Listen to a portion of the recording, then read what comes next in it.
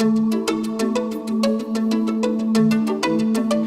the CPI does is it represents an opportunity for police executives, police chiefs across this country to use the efficiency of the private sector, to have it buffered with good quality control, to make sure that the services are there, and to allow those functions that cops used to do and be good at, allow them more time to do it. The police are very challenged in what they do today. They have a lot on their plates. So I think this is a really great opportunity for the police to take advantage of CPI to help with non-essential police services. The model that policing has followed for the past 50 years is not financially sustainable. Governments, municipalities simply can't afford it any longer. So not wanting any current police to lose their jobs, what they have to do is start finding alternative service delivery. And that's what the CPI is there to assist them with, so that the pricing, we can bring market forces into the public safety arena, but in a controlled way by people who have full careers behind them in policing and are there to make sure everything goes as it should. There's no other organization in the country who have been able to maintain the level of service in the face of cuts. No one else has been able to do it. Hospitals couldn't do it. Schools couldn't do it. And I think now we will see police agencies say, we can't do it either. We're going to have to find an alternative model. And I think CPI and alternative service delivery is going to have to be a part of that solution. But it's always standard.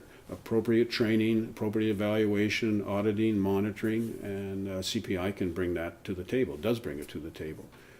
But I think by necessity, it should be looked at. And by necessity, it will be looked at because you just can't maintain the status quo and continue to freeze people's wages and as demands on the services of the full-time police are expanding. There's a phrase called mission creep, and that's when an organization starts to expand and does a lot of things that it's not traditionally designed to do. So as police have mission creeped into other areas, and not because they've tried to, simply because they're the government of last resort when it's through 24/7.